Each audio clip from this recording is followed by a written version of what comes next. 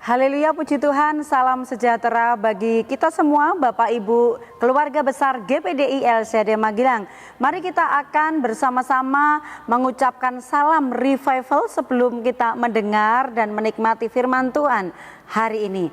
Salam revival, berubah, berkarya, menjadi berkat. Haleluya. Kita bersuka cita menjadikan ini adalah sebuah, bukan hanya sesuatu yang kita katakan saja, tetapi menjadi sebuah kehidupan yang kita dapat mempraktekkannya sehingga hidup kita berubah di dalam Tuhan. Mari kita membaca Alkitab di dalam Amsal 13 ayat 17. Demikianlah bunyi firman Tuhan. Utusan orang fasik menjerumuskan orang ke dalam celaka, tetapi duta yang setia mendatangkan kesembuhan. Saya memberikan firman Tuhan tema hari ini, menjerumuskan. Ya, mungkin kita seringkali mendengar kalimat ini Bapak Ibu ya, menjerumuskan ya. Nah, menjerumuskan ini memiliki dua arti yang saya tulis, yaitu yang pertama adalah menyatakan suatu tindakan. Misalnya seperti mendorong atau membuat seseorang itu jatuh, ya, dia dijerumuskan gitu ya. Nah, yang kedua adalah menyatakan sebuah kiasan seperti menyesatkan. Nah, ini lebih tepatnya di dalam pembacaan kita di dalam Amsal ini adalah memiliki arti menyesatkan. Jadi menjerumuskan artinya menyesatkan orang-orang. Ada orang-orang yang mungkin memberikan satu contoh, memberikan petunjuk ya, memberikan arah jalan. Ketika orang itu mungkin memiliki rencana yang tidak baik kepada seseorang yang sementara mencari jalan, orang itu bisa saja menjerumuskan, menunjukkan arah yang berbeda atau arah yang tidak seperti yang akan diinginkan oleh orang yang meminta petunjuk. Ya, ini menyesatkan ya. Nah, dalam ayat ini menjerumuskan merupakan arti dari menyesatkan. Maka apa yang kita dapat pelajari dari kata menyesatkan ini Bapak Ibu ya? Nah, di dalam ayat ini dikatakan siapakah orang yang suka menjerumuskan itu? Yaitu dikatakan orang fasik. Utusan orang fasik menjerumuskan orang ke dalam celaka. Jadi orang yang suka menjerumuskan itu adalah orang-orang fasik. Orang-orang fasik ini dalam terjemahan lain artinya adalah orang jahat, orang yang tidak becus, dikatakan orang yang tidak dapat dipercaya. Jadi orang-orang yang di dalam pikirannya selalu menginginkan kecelakaan orang lain atau hal-hal yang tidak baik dengan orang lain. Dia ingin menjerumuskan, menyesatkan orang lain. Jadi itu yang ada di dalam pikiran orang-orang yang fasik. Nah, tentu saja dari arti ini kita dapat melihat Bapak Ibu bahwa bagaimanakah karakter seseorang itu bisa terlihat, bagaimanakah dia memberikan pengaruh ya. Memberikan pengaruh kepada orang lain, bagaimanakah dia menasehati, bagaimanakah dia bisa memberikan masukan kepada orang lain, apakah nasihat-nasihatnya itu berguna, mendatangkan kebaikan, mendorong, mensupport, atau justru menjerumuskan orang tersebut.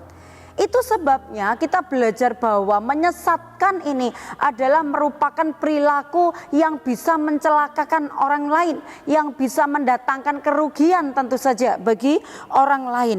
Nah, nasihat orang fasik yang menjerumuskan itu biasanya adalah dia pasti bertolak belakang karena nasihatnya adalah nasihat yang kurang baik Bapak Ibu. Maka isi dari nasihat-nasihat orang fasik itu tentunya bertolak belakang dengan kebenaran firman Tuhan. Dia juga seringkali mengajarkan yang salah. Dia juga seringkali menyebabkan orang lain justru jatuh di dalam dosa. Ini adalah nasihat, ini adalah ajaran dari orang-orang fasik.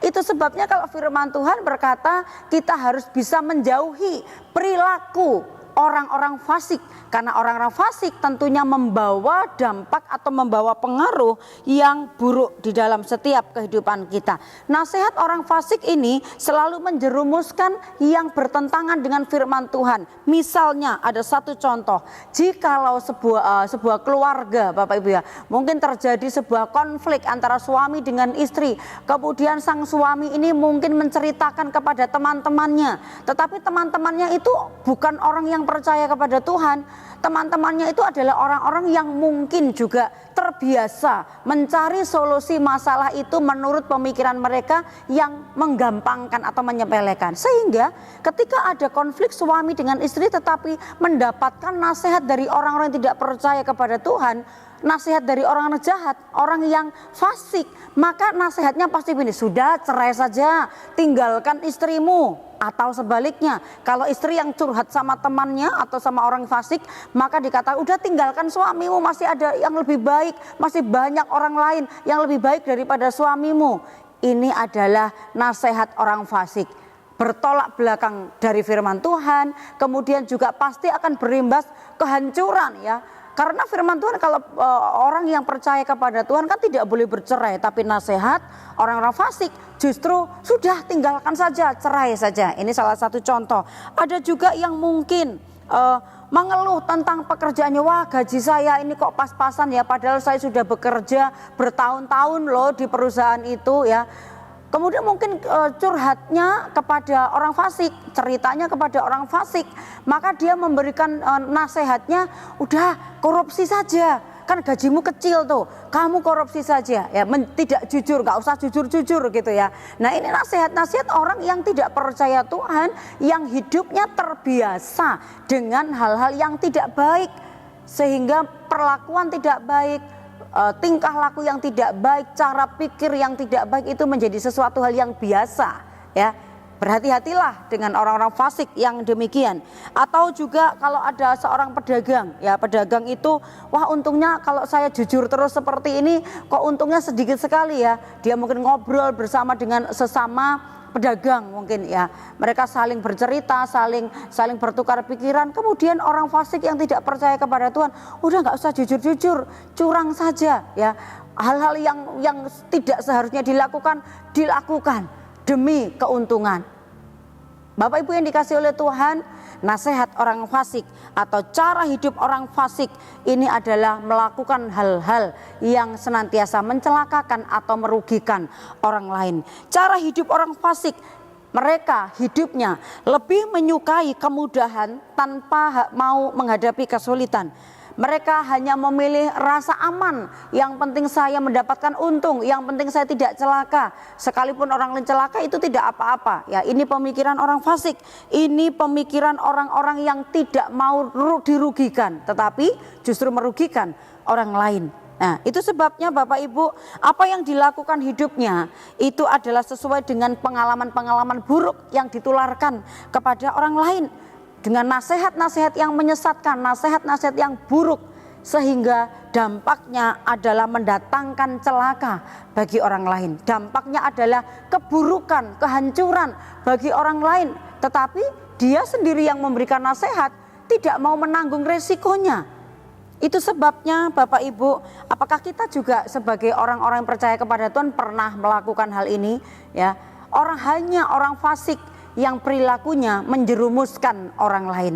Tetapi jikalau seandainya kita Bapak Ibu pernah memberikan nasihat yang sifatnya menjerumuskan orang lain, bukan hanya dengan orang-orang di luar sana, tetapi mungkin pernah dengan sesama anggota gereja, sesama jemaat, menjerumuskan dengan nasihat-nasihat yang tidak sesuai firman Tuhan, mari kita bertobat.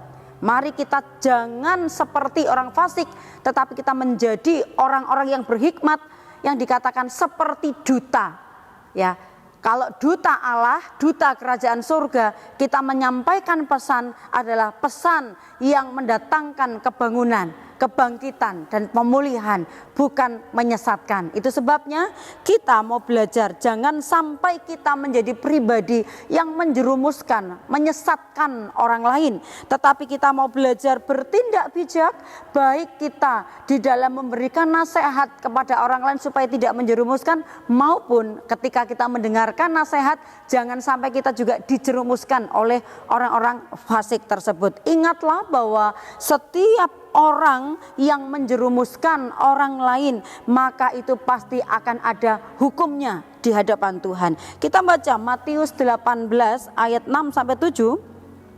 Tetapi barang siapa menyesatkan salah satu dari anak-anak kecil ini yang percaya kepadaku, lebih baik baginya jika sebuah batu kilangan diikatkan pada lehernya, lalu ia ditenggelamkan ke dalam laut. Celakalah dunia dengan segala penyesatannya. Memang penyesatan harus ada, tetapi celakalah orang yang mengadakannya. Orang-orang yang mengadakan penyesatan atau melakukan penyesatan, firman Tuhan dikatakan mereka berhak mendapatkan hukumannya. Kalau menyesatkan anak kecil saja dikatakan mereka harus diikat lehernya dengan batu kilangan dikatakan. Betapa Tuhan sangat memperhitungkan apa yang kita ucapkan, apa yang kita nasihatkan. Apakah itu nasihat kita ini membangun atau menjerumuskan? Tapi saya percaya bagi kita orang-orang yang tahu firman Tuhan, mari kita menjadi orang-orang yang bijaksana, menjadi orang-orang yang disebut oleh firman Tuhan duta yang setia. Ya, sehingga nasihatnya mendatangkan kesembuhan, nasihatnya adalah mendatangkan kehidupan bagi orang-orang yang lemah dan orang-orang yang membutuhkan. Haleluya, puji Tuhan. Mari Bapak Ibu kita terima firman Tuhan ini dengan sukacita dan kita menghafalkan ayat pokok kita hari ini. Amsal 13 ayat yang ke-17. Utusan orang fasik menjerumuskan orang ke dalam celaka, tetapi duta yang setia mendatangkan kesembuhan. Puji Tuhan. Saya percaya firman Tuhan ini menguatkan dan memberkati kita semua. Dan terima kasih bagi Bapak Ibu yang dengan setia mendengarkan renungan 79 setiap hari. Saya percaya Bapak Ibu diberkati dan dikuatkan lewat firman Tuhan yang disampaikan oleh hamba-hamba Tuhan setiap harinya. Bagi Bapak Ibu yang ingin menyampaikan doa secara khusus ataupun menyampaikan kesaksian karena Bapak Ibu diberkati, Bapak Ibu dapat menyalurkannya melalui chat WhatsApp 0813 274 20088. Mari kita bertumbuh bersama, saling mendoakan, saling mendukung sehingga kita dikuatkan di dalam Tuhan. Mari kita terima firman Tuhan ini dengan tundukkan kepala kita berdoa. Kami bersyukur buat setiap firman-Mu. Firman-Mu adalah kebenaran dan setiap kami yang mendengarkan dan merenungkannya, maka hidup kami juga akan semakin dibenarkan oleh Tuhan. Berkati kami, pimpin kami agar umat-umat-Mu berjalan sesuai dengan kehendak firman Tuhan, sehingga kami menjadi orang-orang yang bijak seperti duta-dutanya Allah untuk menyampaikan perkataan-perkataan iman yang dapat mendatangkan kesembuhan, tidak seperti orang fasik yang perkataannya adalah menyesatkan orang-orang lain. Terima kasih Tuhan, kami bersyukur kepada Tuhan. Kasih setiamu Tuhan dari selama-lamanya sampai selama-lamanya atas keluarga besar GPD El Shaddai yang takut akan Engkau, dan keadilan-Mu bagi anak cucu umat-umat-Mu GPD El Shaddai. Kiranya umat-umat-Mu berpegang pada perjanjian-Mu dan ingat untuk melakukan titah-Mu. Kami bersyukur, berterima kasih menerima firman ini dengan sukacita dalam nama Yesus. Haleluya. Amin.